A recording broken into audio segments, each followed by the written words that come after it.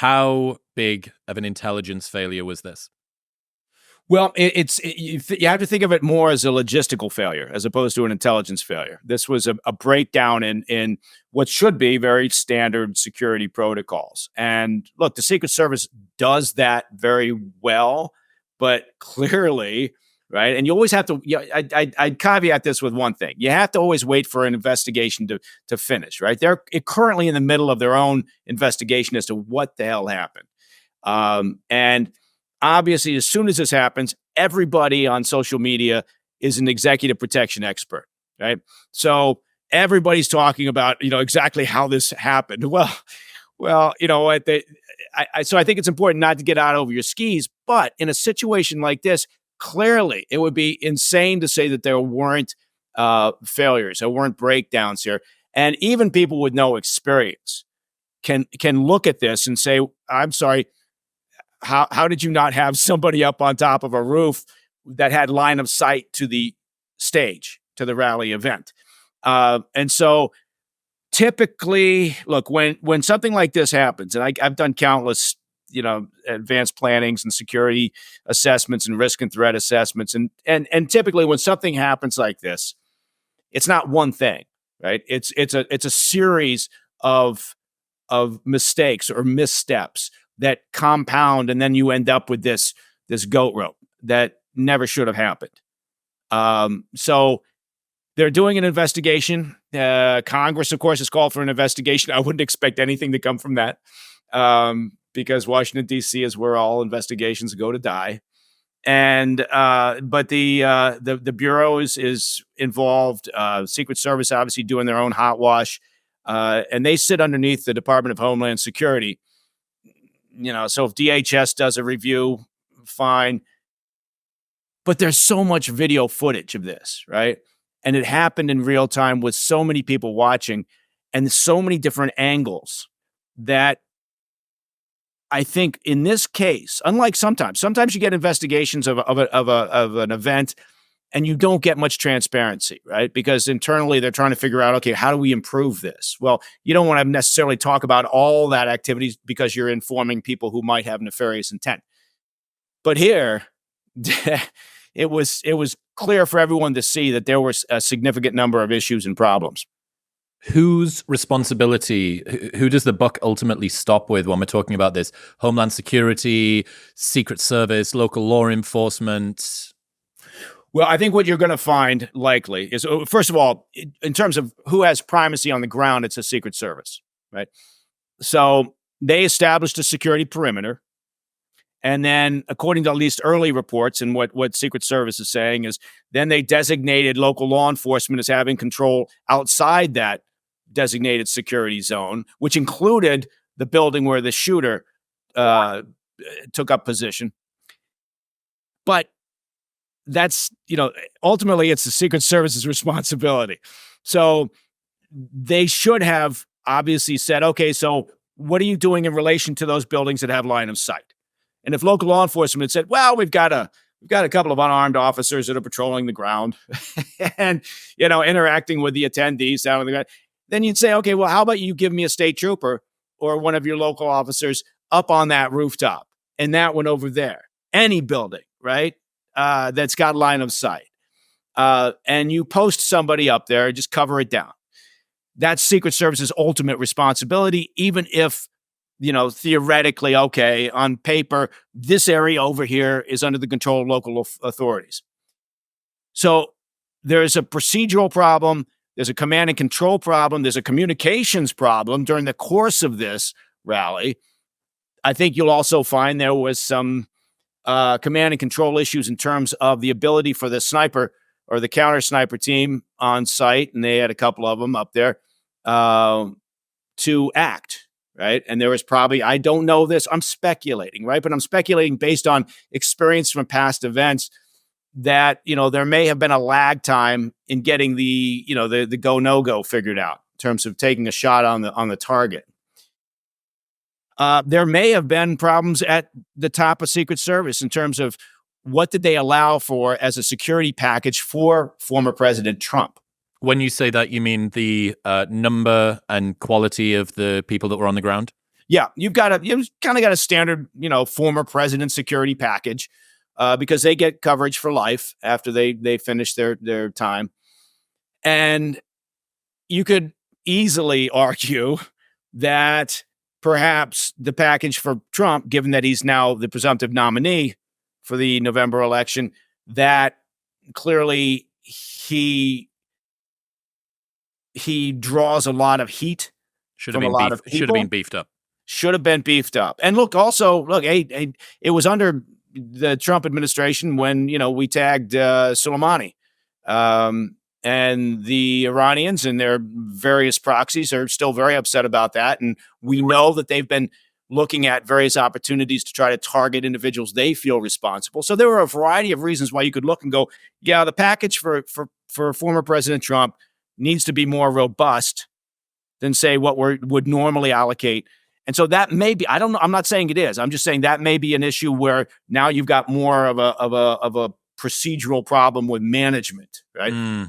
And then you've got the whole other issue of just general discourse. If you demonize somebody on either side and call them Hitler, fascist, intent on destroying democracy, a threat to the nation, as President Biden's referred to him even the day before the shooting, you're probably, inciting some irrational person who, may not be able to process all that as hyperbole, right? Yeah, and they're going to take it literally. This is a point that Tulsi Gabbard made, where she said that how can you expect someone to not try and stop Hitler if you keep calling them Hitler? Would you not go back in time and try and kill Hitler? And if literally Hitler, there was a magazine that had him looking like a number of magazines that have had him basically in the same poster style that Adolf Hitler did in the past. How many more analogies do you need to draw? And it's one of these things where until the repercussions and the consequences of doing that become kinetic, everyone thinks that it's just a LARP. Well, Trump's bombastic. He's gregarious. He says crazy things. We need to push back with the same sort of technology that he uses, which is words and imagery.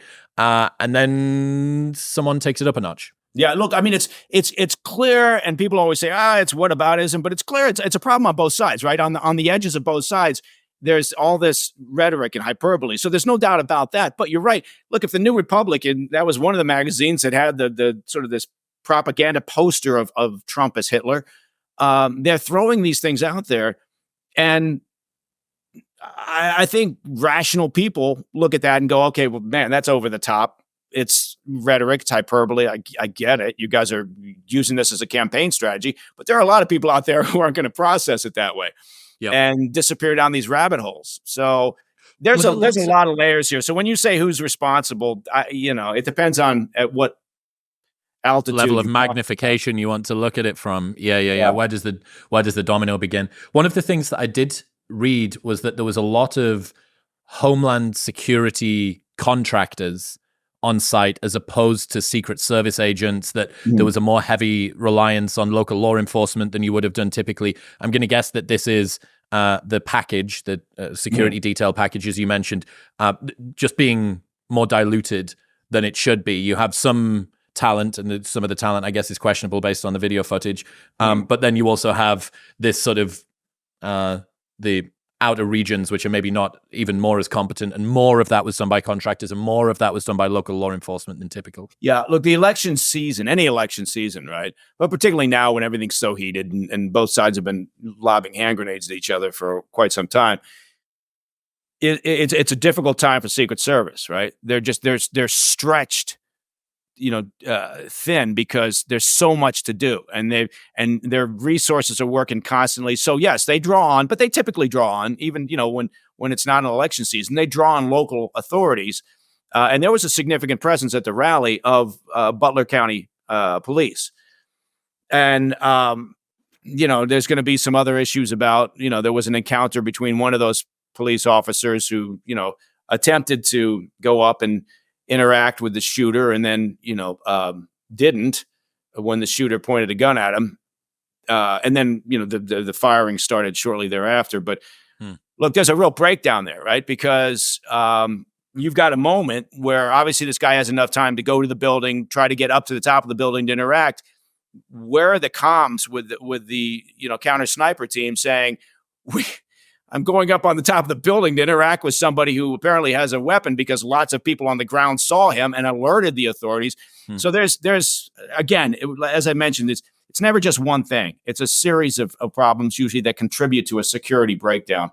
It's interesting. I get what you mean about during an election cycle, there's more people, more places, more checks need to be done. But it's not like you don't know this. Right. You know reliably it's going to happen in 4 years' time, and 4 years after that, and 4 years after that. So all of this could have been prepared for in advance, whether it's training, whether it's recruitment, whether it's whatever you need in terms of staffing. I remember reading not so long ago as well, after Trump's indictment, conviction, whatever it is, that there'd been some suggestion to completely rescind the security detail from him, or at the very least to dial it back as some kind of recompense that he needed to pay for now being a felon. Exactly. Yeah, that was a move in Congress by I think it was Congressman Jeffries, maybe. I don't want to get caught with the wrong name, but one or a handful had, I think, kind of floated the idea that, well, probably somebody who's been convicted shouldn't have Secret Service protection. It's an asinine idea. I mean, it was a completely asinine idea because he's still a former president and he's still the presumptive nominee. But they were trying to score some political points, right? And that's been part of the problem. You're getting a lot of dysfunctional and irrational behavior because an element within the Democrat Party has this I don't even know how to describe that, the hatred for Trump. But then again, on the right side, on the extreme right, obviously you've got this same sort of rhetoric that goes and demonizes the Democrats and Biden and all this. It's not a good place for the nation to be, obviously, given what can happen and what we saw happen on Saturday. It's at least at the moment a little bit asymmetric, that only one side has control over how much protection an ex-president gets, and it's so. It just seems to me. It seems to me like the amount of protection should be proportionate to the potential threat, and regardless of whether you like or don't like Trump, he's a pretty big target. I mean, you don't need to do much to Biden to cause him to fall over, but Trump's a much a much larger target. Yeah, I'm gonna let that one go. You're not wrong, and that's why you do risk and threat assessments on a constant basis, right? Because the risks, the threats, they change. They can increase, they can decrease, and you're always doing that. Whether you're talking about executive protection, for a political candidate, whether you're talking about what sort of level of protection you provide to a facility, or it doesn't matter. So you're absolutely right, and they should have been looking at this. Now they did say that There has been some comment that the Secret Service did heavy up the security package to some degree back in June, I believe, for Trump. But it's only now that they've approved Secret Service protection for Robert F. Kennedy, right? And that's an indication that really what the Democrats wanted was they just wanted him to go away. They almost didn't want to acknowledge that Kennedy was a candidate out there. Dude, so I went to dinner with RFK at a friend's house maybe about a year ago. Then I went to a rally thing of his in Austin about 6 months ago. And then I went to another meetup with him about 2 months ago. And at each one of those, he's made it very, very plain. I have no security detail. I have no extra special care from the government, despite the fact that I come from the most assassinated family in American political history. Yeah, it was insane. And it has been. But I do think it was essentially for a very political reason, which was we don't want to acknowledge that he's a candidate. We just wanted to go away. Could you? I mean, so giving him the detail is almost like a stamp of approval in some way. This is a legitimate. person. It's kind of that formalizing of his candidacy in a way, right? That's a lot of people process it that way. They see the Secret Service detail and they imagine, okay, he's a presidential candidate, right? And they were so afraid of him taking oxygen out of the room. But now, as a result of what happened on Saturday, they've reviewed. I assume they're going to, increase the package for President Trump. They've approved a package for Robert F. Kennedy. they've been looking at. I'm in Milwaukee, where they have the Republican National Convention. They immediately got on the ground here and started reviewing the security. Go figure. I mean, that should have been done. Look, this is not. There's a methodology here, right? And you can have little bits and pieces that change based on what the event is, but the standard practice, the standard protocols, really don't change that much. And so, more than anything, there was a command and control and a communications breakdown between Secret Service and local authorities that I believe an investigation is going to prove contributed mightily to what happened on Saturday. What will the process from here internally be to investigate? I imagine it's just going to be a fucking nightmare to try and work out who's culpable, what happened, how's this going to occur, whilst also doing the investigation, which requires resources from the very thing that you're trying to now beef up, given the failure that just occurred during a time when you need them more than ever, but also their time is trying to be split working out what the fuck happened. Yeah. Well, and you raised a really good point. And that's where a congressional investigation can really kind of muck up the works, get in the way, because, they get out there and they start sucking up oxygen that really needs to be spent, doing operations. But look, it's important. Right after this go rope, internally, Secret Service was doing a hot wash. What's this mean? Stop using these words. What do you mean? No, I mean they were basically just doing an after action review of what happened immediately in the aftermath of this thing. But there's a lot of moving parts, as you pointed out. Look, there's DHS personnel, there's the local law enforcement. It's not a good sign that so soon after this event, there's already some finger pointing going on, saying, well, that was their zone, not ours. Butler County saying, well, that's, doesn't matter. Secret Service has primacy, so they should, be telling us what to do in a sense. So that's not necessarily a good indication. But, I think this thing has got to play out in public, in part because, government agencies, whether it's the Secret Service or the Bureau or the CIA, whatever, they've lost a lot of credibility, which is kind of a painful thing to admit. But they've lost a lot of credibility over the recent past. And so, one of those ways I think you build back some level of trust is to be more transparent. And again, they don't have anything to lose because everybody was starting watching. at zero. Yeah, they're starting. Well, I meant because everybody was watching, they can afford to be more transparent. But okay, I take your point. Yeah.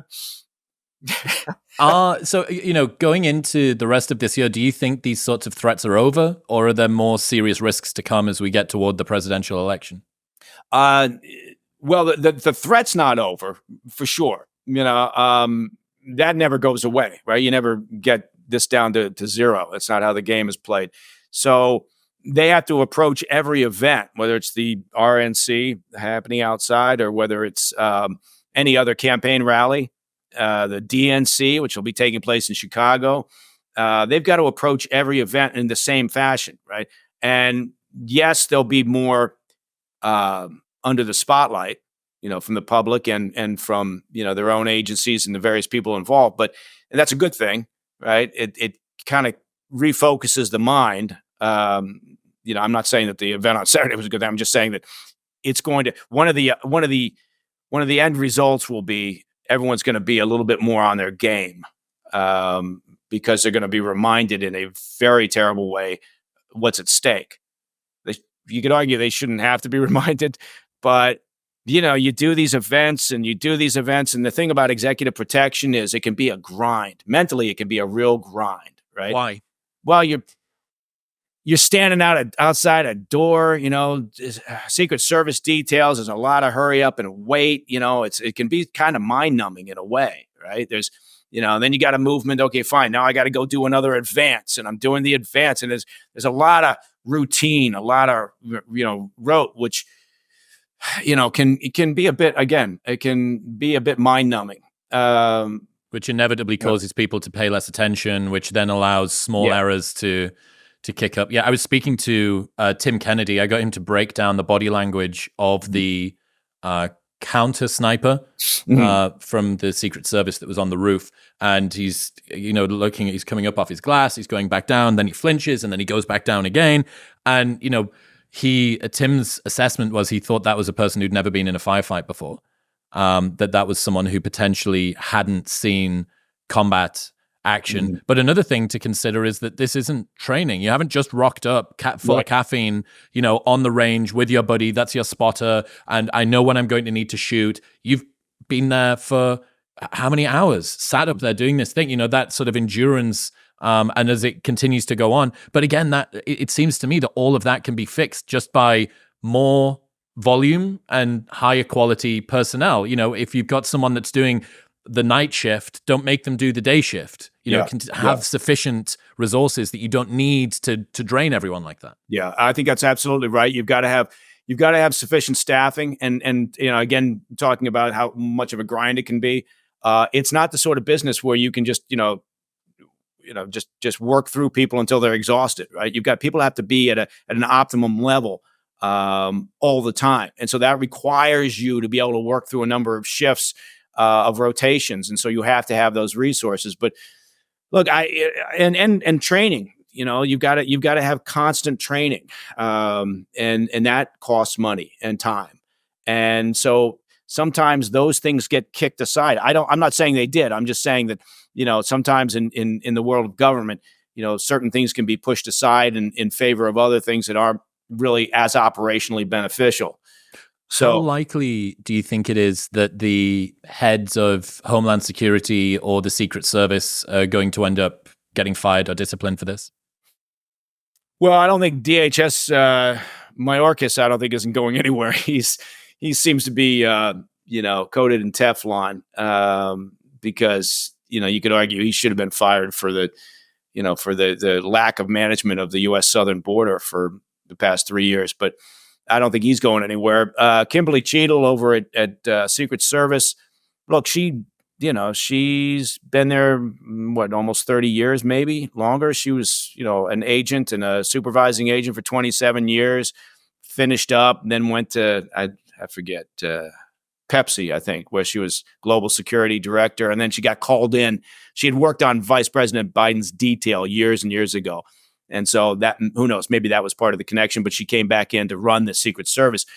Is she going to be kicked out? I don't think so. Washington, D.C. is not typically a place where people get fired. Why is that? Just nepotism and people know things and you scratch my back?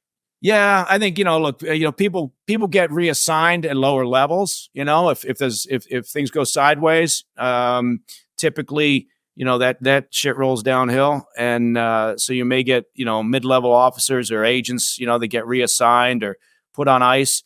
But typically people don't, at higher levels, they're not expected to pay the price. I don't know why.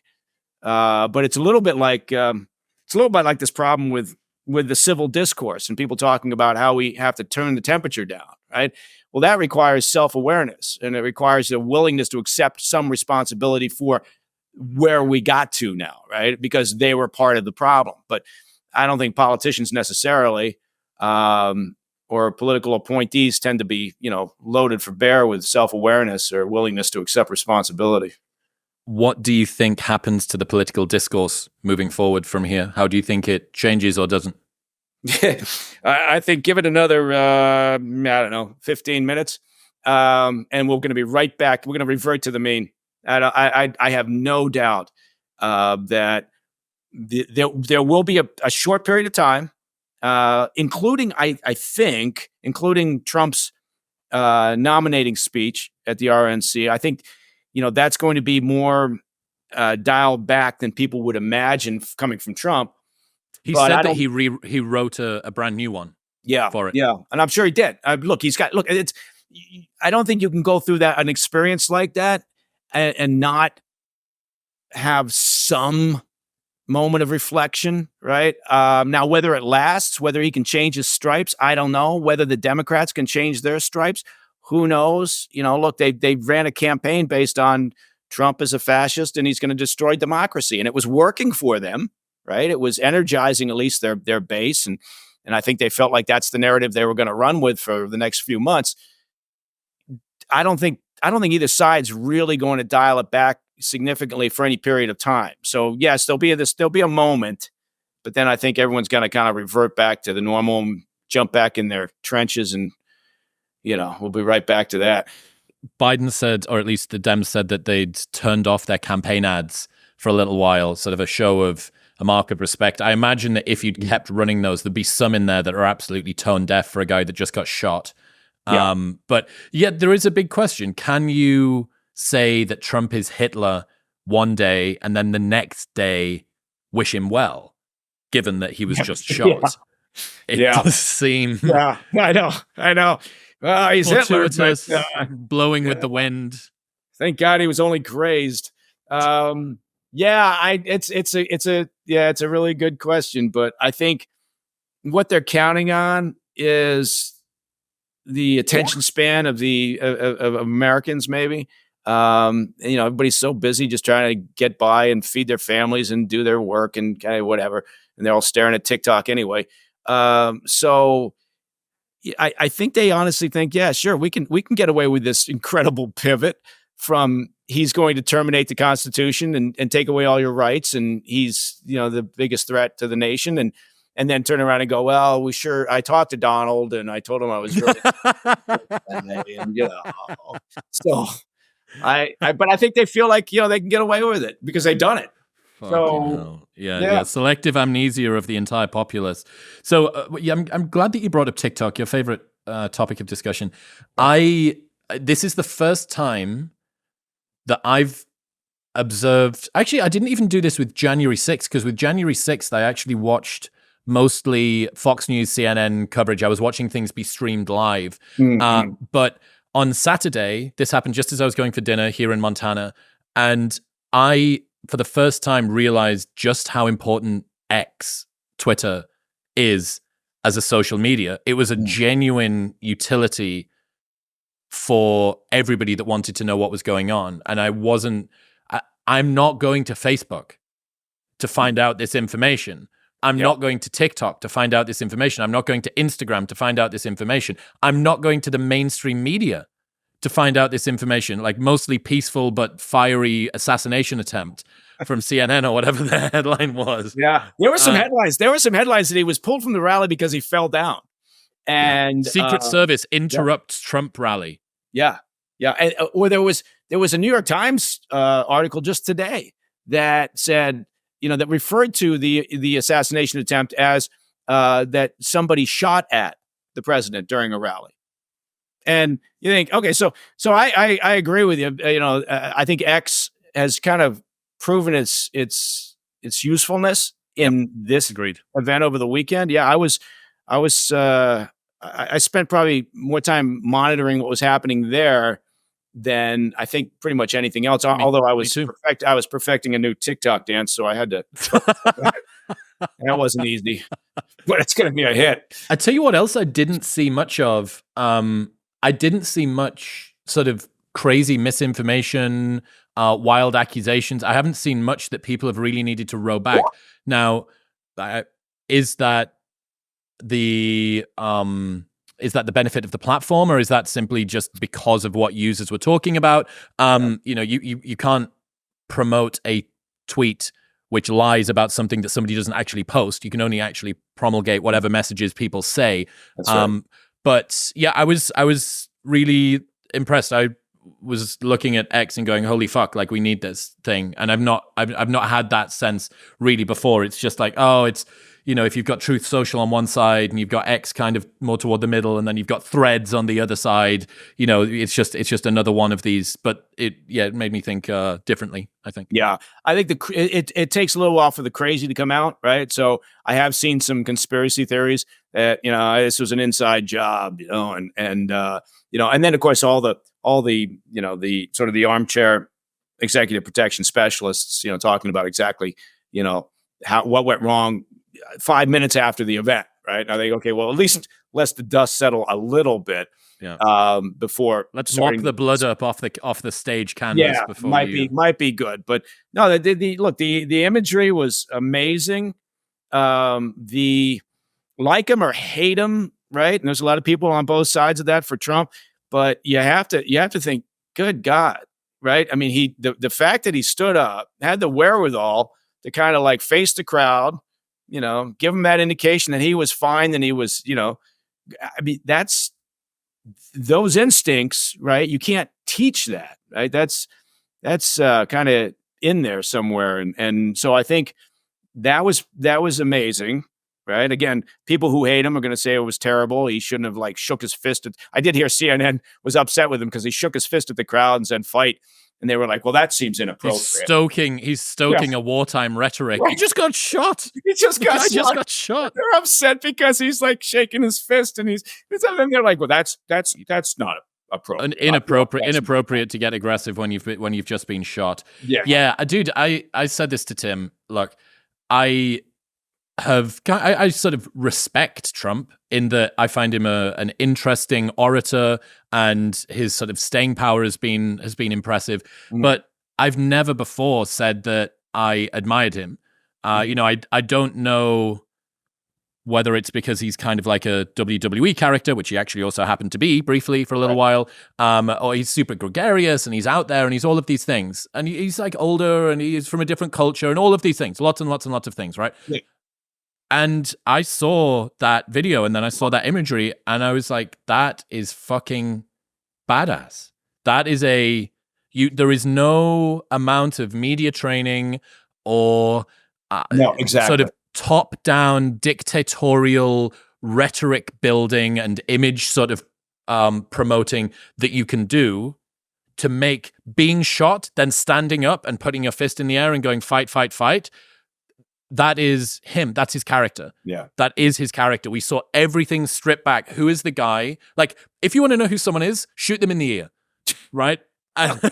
well, let's say, okay, now for those of you watching at home, that's let's step back on that guidance. But okay, kids. Yeah. No, but I take your point, and also the striking thing is just the contrast, right, between that and what we had been talking about on nonstop, right, on Friday and Thursday and Wednesday before that, which was feebleness, fragility, the mental acuity issues for Biden. And so that contrast, I think, is going to hit really hard for some time now, going through this election. And obviously, the Republicans will use that imagery, but I think they have for the rest of time. They have to be, but they do have to be careful. Like, I mean, just, you don't want to, because look, there was a fatality there. People maybe more. Yeah, maybe more. And so I think they're going to want to. So I'm hoping what this does is, I hope it dials down the discourse. I hope it keeps things for a little bit of time. Again, I'm cynical, but civil. And I hope it makes the Trump campaign more reflective, right, about their strategy and their tone and the way that they approach things. What does that mean? Be more specific for me. Well, I think, look, everybody talks about how you got to win the moderates, right? You got to win the independents, if you're going to win it all in November. And I think if what we got was the Trump of old, right? He's not winning those people, right? Because they already left him in 2020. That's why he didn't win, right? Because they were like, I'm tired of the chaos. I'm tired of the noise. I'm tired of the all of this. And so I think that if this makes him more, or the campaign more reflective, and they say, let's continue to dial it back. The Democrats are going to do whatever they're going to do. If they get back to throwing hand grenades, okay, fine, let them. But let's be the contrast, right? I think that's the way that you get, and then just focus on policies. Just talk about policies, nothing else. Right? Well, you already had a little bit more of a pivot to a slightly more statesman-like version of Trump during the debate. And then after the debate, there was no posting about Biden. There was no silly tweet or what equivalent. There was none of that. Silence was his greatest weapon for the first time ever. Absolutely. When your enemy's imploding, don't get in the way. Don't get in the way. Yeah, precisely. Talk to me about what you think this does to Trump's image among the American populace? How do you think that this incident changes it, if at all? Well, I don't know that it. Look, I think it. I think it will make a difference with some who were undecided. Not necessarily. I'm not talking necessarily about independents and moderates who are focused on politics, but I think those people who maybe don't spend a lot of time thinking about politics, but we're still kind of undecided. Maybe unregistered or yeah, not maybe unregistered. unregistered. I wasn't sure if I was going to vote at all. Yeah. I think that and part of that will be that contrast between this guy standing up after he's shot and what they saw during that debate. If they happen to see clips or they watch some of the debate, I think that contrast will influence a certain group. I think if he can, I don't know if statesman's the right word, but I think if he can be more moderate and speak to the issues and just stay there, then I think that can influence those moderates and independents perhaps that are a little more focused on politics and did abandon the campaign the last time around. So I think it can have an impact. Look, the Democrats, they must be amazed right now, right? Because all that conversation about Biden, that's nowhere to be found, right? That's done, at least for now. People are not talking about Biden. They're not talking about his feebleness, his mental acuity. Is he still fit to serve? And so I think the White House, if anything, is taking a breath and going, oh, thank God. I'm not sure there. So I think that I get what you mean. It's a good day for bad news, or it's a good day to be senile, I suppose. But the problem is that this recent assassination attempt is framed against the foundation that we already had. Everyone still already has that in the back of their mind. We know the fragility that we've seen of the existing president, the fact that he doesn't have that sort of gusto and that get up that we want to show from a leader up against China, up against Russia, etc.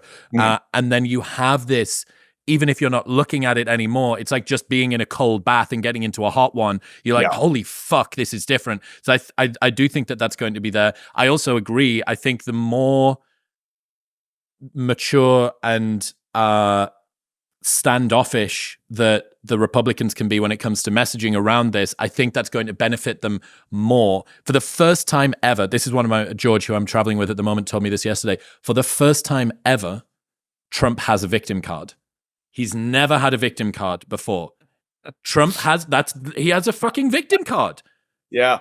You know? Well, although I would argue that the base, right, his loyal supporters view him as the supreme victim, right, just being victimized by lawfare and the Biden administration, and so I think that group always looks at him in that regard, right? Look what they're doing to him again, and now he's being shot in the and now he's been shot, in the fucking ear. Well, so another interesting thing is how much damage does this incident do to the left's moral high ground around not being the violent ones? Yeah, I don't think they care. I think they'll just. I've never seen any awareness on their part that could be an issue, right? It's sort of like that mostly peaceful Antifa riots and burnings and violence. I think that they just brush that aside, and so I don't know that they're worried about that idea. They all jumped on the notion. They were really wordsmithing, but they jumped on the notion in their statements about the assassination attempt that the shooter was a registered Republican. And they, and by the way, why do all these guys look the same? I don't understand. They all, and I didn't say that. My oldest boy said that. He said, "What the hell is it with people like what are they? What is the commonality?" His point was maybe they need to do a study of all these people and find out what was that thing that was super racist and done in the 90s? Was it phrenology or physiognomy or whatever it was? Something like that. Yeah. Like face shape as being indicative. What do we know about the shooter? 20 years old from the area, Bethel Park in Pennsylvania. I've only heard a few comments from people who claim that they knew him in high school, and those are typical comments: quiet, loner, bullied. His dad purchased legally, apparently, the long gun that was used on Saturday by his kid some 6 months ago. And so there's not a lot of information out there. It's interesting. The Bureau's got obviously they got his electronic devices. They took his phone down to Quantico, and, once again, they're struggling. It, according to reports, I don't know whether that's the case or not, but they say they're struggling to unlock it. Phone of a 20-year-old loner from Bethnal Green or whatever it is. Yeah. So I think it's we'll get more detail, but that's one of those areas, right, where you have to be. I always hate to see people speculating about motives, because that's one of the things in terms of an investigation, regardless of what type of shooting event it is, that you really need to let the facts, come to light before you start talking in earnest about, what the motivation of the shooter was. So bizarre, man. There's definitely, I think, another discussion to be had around what is the training of local law enforcement. We've had it before. I was watching this documentary about, there's a name for them. What's the name for police officers that don't enter firefights even though they should do? It's like, it's not coward or whatever. It's like there's a specific name for it, like a false valor or whatever. There's like an equivalent sort of name for it. But douchebag. Yeah. Well, just failing at duty. And, I saw in this same documentary I was talking about that a lot of the police officers were saying that they spend more time in diversity meetings than they do with their firearm in their hand. Yeah.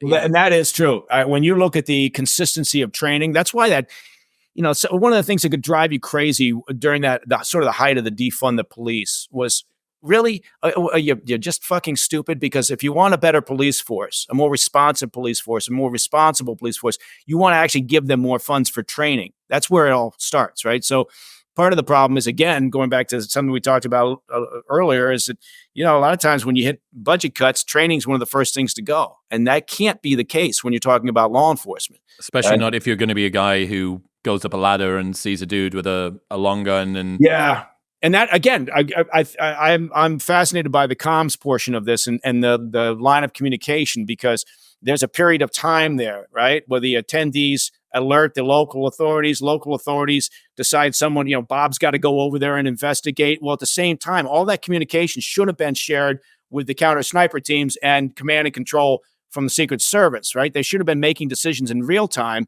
So if that person was going up a ladder on that building, they should have had him in their sights at that point, right? Now, maybe they didn't have line of sight on the shooter. Maybe he was out of range, not out of range, but out of sight.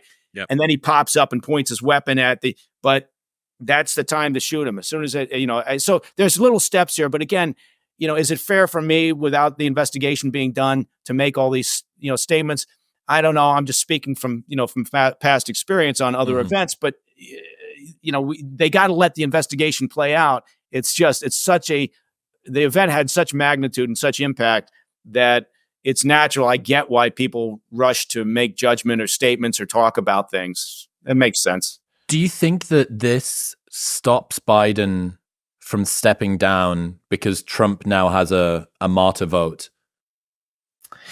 Well, I think, that's a really interesting point. But I think it goes back to what I was saying when I was trying to refer to the fact that the noise around Biden's situation has died down to no noise, right? So I think it does buy him significant time. And I think him coming out and saying, look, we need to be civil. We need to think about how we talk about each other. He's trying to be presidential. He's trying to show, obviously, like with every event that he's had since the debate, that he's up to the job. But I think it's making it more difficult, right, for the Democrats to continue to beat the drum. There were probably, prior to Saturday, there were probably more Democrats in Congress or in the Senate who were going to step out, and say, we think he needs to go, right? That was a building drumbeat. I think that it's more difficult now for them to do that because of the events of Saturday and because of feeling like, okay, well, maybe we just got to stick with Joe. Dude, think about the last 3 weeks of fucking news. Yeah. Well, think about really think about this past year, right? Everything that's been going on. I mean, obviously, Ukraine, fucking Gaza, right?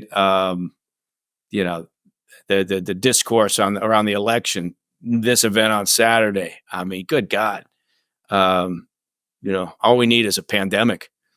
Um, sorry. Sorry, I Uh, shouldn't say that. That's terrible, but yeah, not that we dude, won't get one. We're going to get another pandemic, by the it'll way. happen. It'll Yeah, happen. It'll continue to happen. yeah. Talk to me about JD Vance. Yeah, interesting. I guess not an unexpected choice. They'd been banging on for a while, saying it was either going to be Vance or Burgum or Rubio.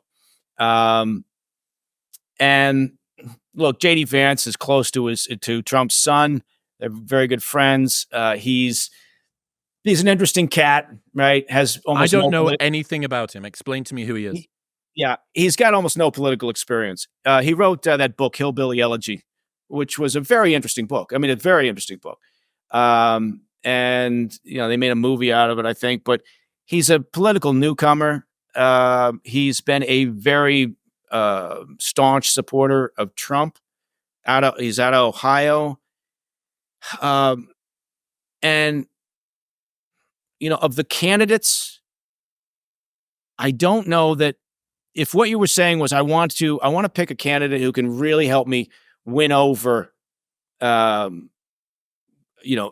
groups that I need to win. I don't know that JD Vance is that person because he's already got his base, right? And so I think JD Vance kind of shares the same supporters. Rubio, could have shored up Florida. Obviously, with the Hispanic vote as well would help. He's a much more seasoned politician. Burgum is a good friend of Trump's. He's got very good political instincts, business instincts. Nikki Haley was hanging out there, and I got to tell you, if you wanted the moderates or you wanted the independent voters, you could argue Nikki Haley could have been a terrific choice, except they were so sideways with each other during the primary. What do you think? Do you think there's any chance that Trump changed his VP pick post Saturday? Oh, that's interesting. No, probably not. I think the wheels are in motion too much. Yeah, already. I think the factor that would have changed his decision possibly would have been if Biden had stepped out and had pulled himself out. That may have recalibrated the thinking, perhaps over the VP pick. But I don't think Saturday. I think at that point he went with Vance and didn't change his mind. I'm in a group chat with a bunch of different people here. One of them saying Thiel hired him at his VC fund Mithril, also endorsed his Senate campaign with the biggest individual donation ever for a Senate campaign of $15 million. Very happy with Vance, super smart, competent, veteran, Rust Belt, blue collar orientation. Also, and sad that this is the case, he provides assassination insurance. Yeah, well, look, I mean, Trump had been saying that, right? He said, his decision over who to pick would be, if something bad happens, are they ready to step in? But okay, to be fair, every presidential nominee says that. I want my VP pick to be ready on day one. And look, I like Vance in the sense that he's unique, right? He's not a 110-year politician, right? And that's not a bad thing at all. And I like the fact that he's a veteran. That's a very good thing. So I'm just saying it's an interesting choice in the sense that I don't know that it expands the voting block necessarily for the campaign because it's drawing from the same kind of block as opposed to maybe one of the other picks. But then again, you want somebody that you can, be simpatico with. And Vance has been a staunch supporter. Nikki Haley might have just been a fucking nightmare from behind the scenes from day one. Well, I think it would have been a very interesting dynamic. Frosty. Yeah. I think that's the case. And maybe Rubio, was a bit of the same way. Maybe there was some, concern over past, punches they'd thrown at each other. So who knows? At the end of the day, does it matter all that much? I don't know that a VP pick matters all that much. Look, if Biden stays in, I think the key has got to be saying, look, you're not running against Biden, you're running against, President Harris, because I don't think anybody in their right mind believes that Biden, makes it through 4 years if he wins. So a vote for Biden is a vote for Kamala Harris, and you're willing to say to Kamala Harris, is could be the leader of the free world. And I can't even say that with a straight face. I mean, that's more terrifying than the president getting shot. Oh, the presidential candidate being shot in the ear. I've seen this map, the election map of when Reagan got shot afterward, and you've got red, red, red, red, red, red, red, red, red, and then this one blue dot that remained up at the top. How likely or how unlikely is that to be the case, given the sort of never die, never Trump, etc. kind of, even after all of this, you've basically got the ultimate 1-2 punch, like jab in the face, Biden's completely incompetent, punch, the other guy is totally competent and can literally get shot and stand up 15 seconds later. Yeah. But that's just, surely there's no way that we can see a huge red sweep in the same way, because people are just so passionate about hating Trump. Yeah, it's a different situation. You can't. It's apples and oranges when you're talking about what happened with Reagan, I think, and so look, there's no way he's going to run the table or get anywhere close. It's going to be a close race still, and I think that the jury's still out. Maybe when the noise dies down, right, and the election really heats up again, and the rhetoric comes back kind of the way it was, that the Democrats, start reevaluating again Biden's, suitability, and so that could be the next big event in terms of the election season that we're in the middle of. Fucking hell. Okay, so one other thing that I really wanted to ask you, one of your expertise, international relations. First off, have any other world leaders of interest said anything that's interesting? And secondly, how do you think other countries, the Chinas, the Russias, the Irans of the world, how do you think they interpret the ease with which a 20-year-old bullied kid with bad hair was able to shoot the president's ear off? Yeah. Well, I think the jihadists are looking at it and going, what? That's it? That's all we have to do is climb up on a damn shed?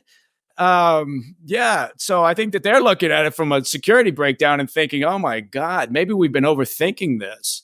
Right. Gave them too much credit. Yeah. And so, look, the Chinese regime, as always, Xi Jinping and the foreign ministry, they were very muted in their response after the assassination attempt, and they wished him well, but they tend to try to be seen as not wading in because they don't want anybody stepping in their business.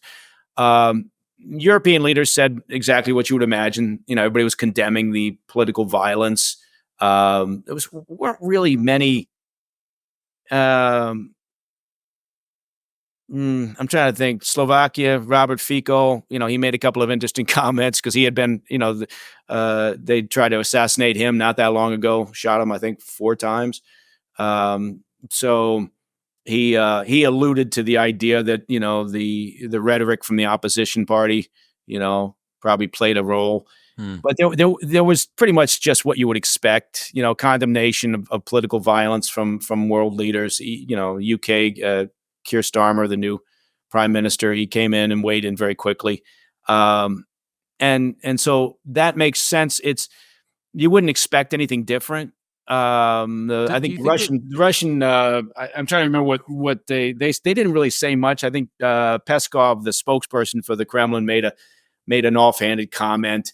But basically it was not that interesting. Another advertisement of America's infighting, operational poor management, the fact that one party that's kind of in charge of the protection detail for the other party isn't capable of stopping this. It's more sort of America falling flat on its face on the world stage, only recently after the guy that's in charge couldn't string a sentence together.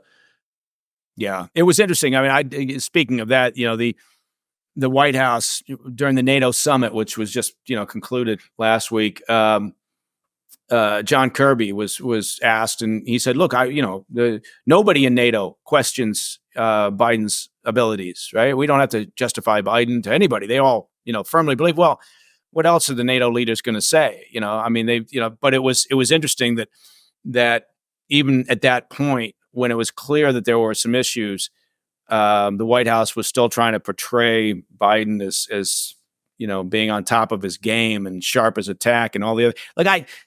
Again, we're all getting older, right? you, me, everybody, we're all getting older. We all age differently, right? It's not age, it's mental acuity. And we've all got elderly parents. We've all got elderly grandparents. We all know what it looks like. So I think the problem the White House has, even during this moment when that talk has died down, is that people understand that process, right? And they know what it looks like because they've seen it or they've had to deal with it directly. So I don't know ultimately that they're going to be able to hold the line and keep him in there. But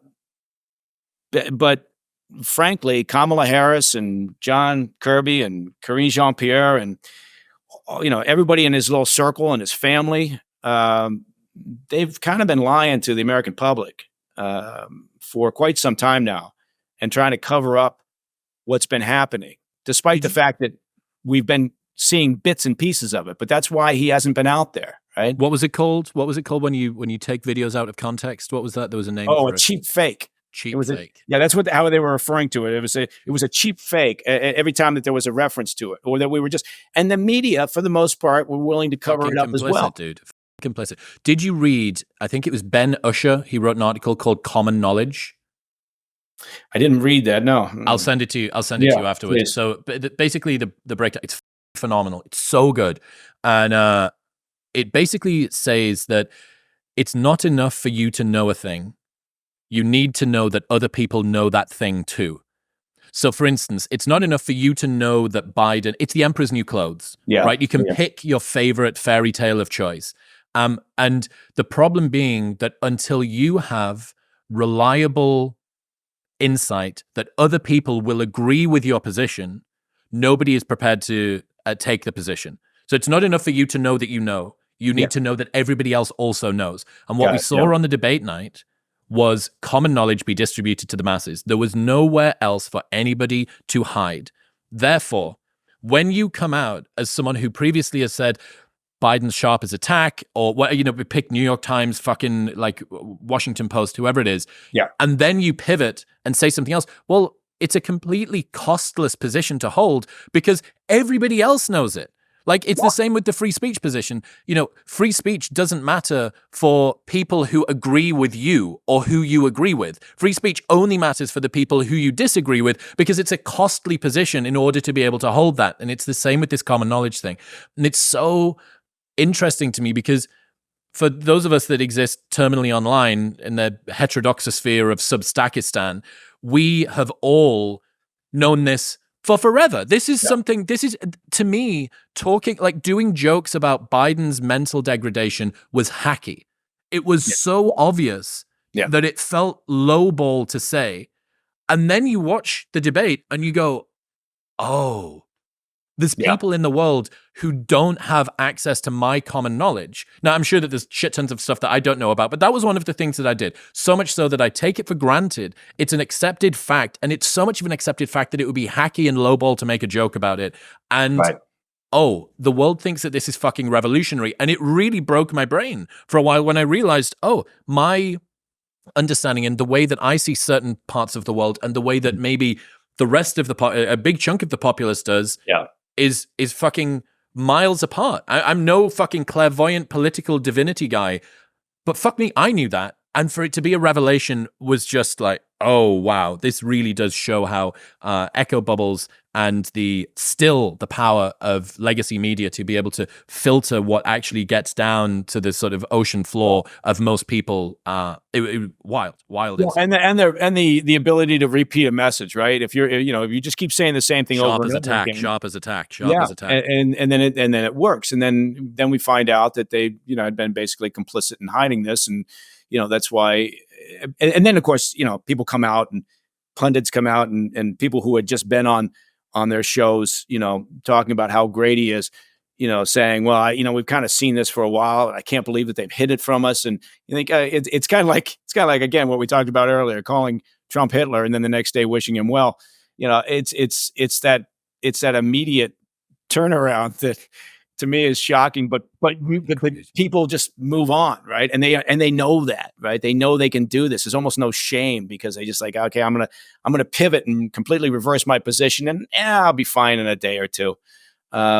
It's shocking, but anyway, In the interim, just rounding out the conversation on security, does Tim Kennedy or Eric Prince need to be called in? Do you go private security to bolster Trump's security detail, or maybe other people's security details? No. I think, look, I was out we had a large operation out in Iraq, early days of Iraq, right? I mean, talking 03, 04, 05, 06. I mean, and, we had a large private security operation out there, and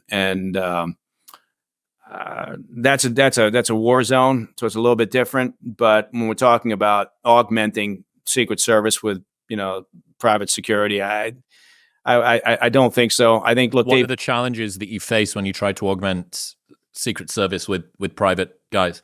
Hierarchy, power. Yeah, you're just layering on potential communications and command and control issues, and I just think it's also, I think, look, the Secret Service, they're staffed with some great people, right? We always have to be careful about, there's this tendency to say, oh, they're all screwed, dismantle it. It was that cry about, you got to get rid of the bureau and get rid of the agency and do all these things. And I'm thinking, really, that's your take on this? How about just fixing problems?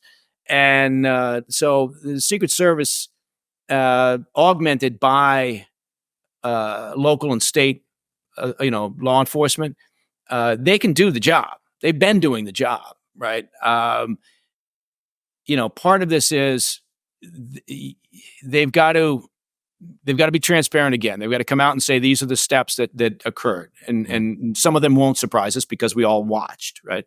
But they've got to be very clear about what those steps are, and they've got to be very clear about how they intend to not have it happen again, right? And that's going to require some people taking responsibility, and that's where I think that can be a problem, because you have to make people at the top take responsibility and maybe suffer some consequences, as opposed to just saying, the officer on the ground who failed to communicate in real time what he was about to do by going up on that building, that's the guy we can all blame. Yeah, I have had it in my head since Saturday. I wonder whether there is a level of negligence you reach where it almost becomes complicity.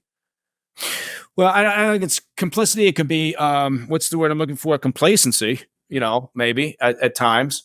Well, it's just the reason that I brought up the private security thing is I saw that trailer saying 30% of Secret Service staff are going to be female by 2030. Mm-hmm. I spoke to Tim, and Tim explained to me that the mile time for guys versus girls to run is different. The weight load that you need to be able to lift is different. Yeah. The height, all of the rest of the stuff. You saw a woman who she came up to Trump's nipple, maybe. Got this big guy, got this big dude, and this little woman in front. Really? That's where you decided to go as far as the height measurement was the nipple. Yeah, the nipple. I think that's precisely where she got to. And I know what you mean. And then they would get an agent, kind of fumble fucking with their weapon, trying to holster it. That was the same one who used Trump, hid behind Trump like this. Sort of in that kind of for the guy, woman in the kitchen from Tom and Jerry, That's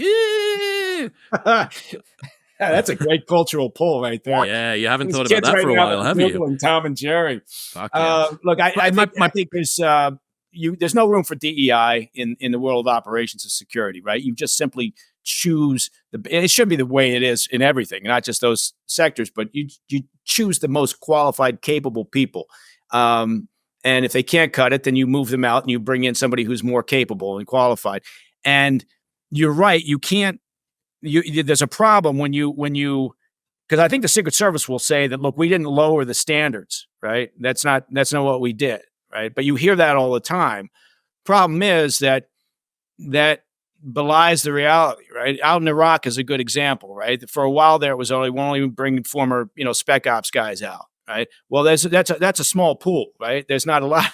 It's not a lot of former guys there with that qualification. So then you started seeing, everybody, squatties and everybody coming out there and claiming that they were a spec ops former, this and that, and so you've got a limited pool of capable people, I believe, right, that you can choose from for certain jobs, and you just have to take those people and say, "Fuck DEI." That's not what's important in this business, right? And again, I don't want to rush to judgment, right? I don't know the qualifications of these people. We have to kind of look and see. You always, let's be measured, that sort of thing. But I take your point, and I don't disagree with it at all.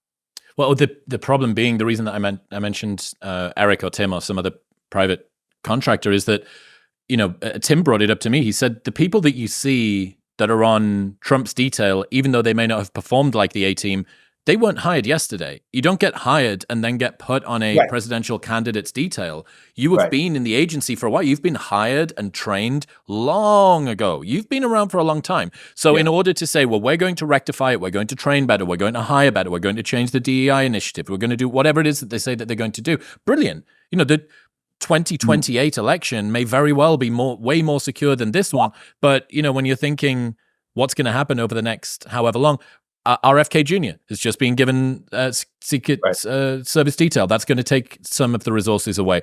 And how many people are going to have their time taken up going through fucking meeting after meeting after hearing after court case after investigation? As you said, sucking the oxygen out of the room and taking the attention away from the thing that it needs to be focused on. So yeah, I don't know, man. I mean, America is not showering itself in glory, and oddly, the only person that is at the moment is Trump. That's a great way to put it. That's going to drive a lot of people crazy when they hear you say that. But it's fucking true, dude. People can go back and listen. I don't think I've ever been complimentary about Trump. Not that I was particularly critical of him over Biden, but I'm like, he's just a fucking dude. He's a dude that's kind of a bit crazy, and I just think, tell me that you look at that photo and you don't think, like that's some late 80s flag flying Americana, like legitimacy. It's crazy. Almost like he's out there yelling Wolverines, right? So, I again, and it's that imagery that's so important, right? Because people make decisions quickly. People don't dig deep, and they're going to see that, and maybe they make up their mind. And you know what? Again, you can't. What are you going to argue with that? You're going to look at that, and then you're going to look at President Biden from the debate, and you're going to go, okay, who's more fit? Obviously. Tell you what's an awesome video that you can get a hold of. So Evan, the guy that took the photo, he is a Brazilian jiu-jitsu guy, looks an awful lot like a Navy SEAL, like massive. He looks like a young Jocko Willink, hard dude. Yeah. And if you watch the video, there's a panned out version of the stage, and those shots start firing. He doesn't stop and cower. He starts strafing across the front of the stage to get those shots. There's two guys that get them. Really interesting video that you can find, which was shot on a pair of Ray-Ban Meta glasses. So I've got a pair of those too. So it's a pair of sunglasses that you wear, and they've got two little lenses on either side, and they can shoot up to about a minute of video in very high quality, and the color representation is really good. And this guy, so Evan's the guy that took the photos that are going around everywhere. But there's another dude who presumably got very similarly good photos as that one. I think he's from the New York Times. I think, Doug Mills, maybe. Yeah. So it is Doug Mills. He had the foresight when he's round the back of the stage, and the video begins, but you can't remotely start those glasses. So he's had his camera like this, or whatever it is like this, and he's shoot, and he's taken his hand off, pressed the button, held it. You have to hold it if you want to take a video, and then gone back to that. And if you watch, I messaged Dean, the guy that'll edit this episode. You met him in Miami, my video guy. I was asking him, what is that dude, Doug? What's that dude doing? Because you actually see from his glasses, you can see both of his hands, right? So he's got his hands up like this, and you're looking at this thing, and he's shooting a lot. This is during a firefight.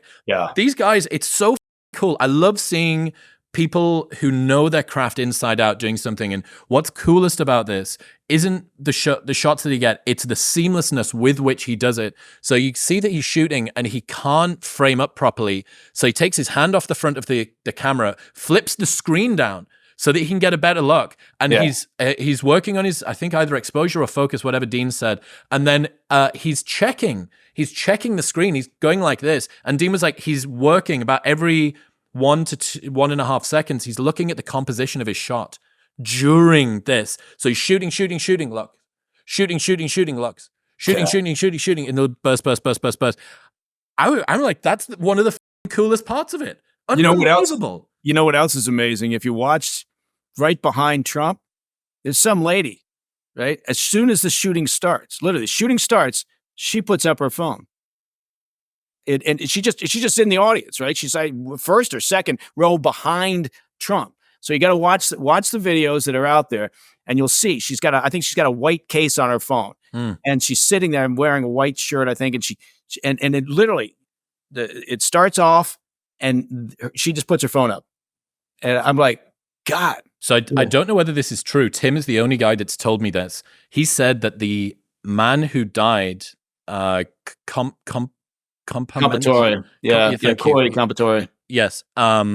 He apparently, this is what Tim said, threw himself on top of his family, and that he took the shot in his head. Yeah, that's what the reports are saying. Yeah, that's using his body, which is the Aurora, Colorado shooting all over again, right? That someone goes in and boyfriends throw themselves on top of girlfriends. Yeah. No, it's.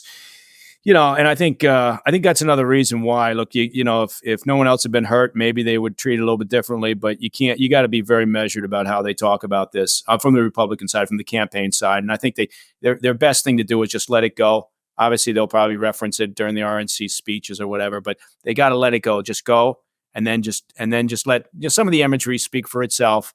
But move on and go to the issues. And it looks too callous to use it as a look at how awesome we are, we're hard as whilst a guy died and there's one or two people still in intensive care. Exactly. Dude, I hate to say this, but I got to pop.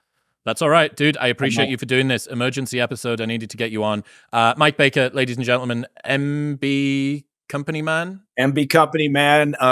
Also, the President's Daily Brief podcast. Look at me marketing right now. Just before we finish up, I'm putting that. I just talk about that. But the President's Daily Brief podcast, available on all podcast platforms. And we do a weekend TV show now called The Situation Report. Well, you'll have a lot to talk about next weekend. Mate, I really appreciate you. Stay safe at the RNC. If you enjoyed that episode, you will love a selection of the best clips from the podcast over the last couple of months, and it's available right here. Go on. Give them a watch.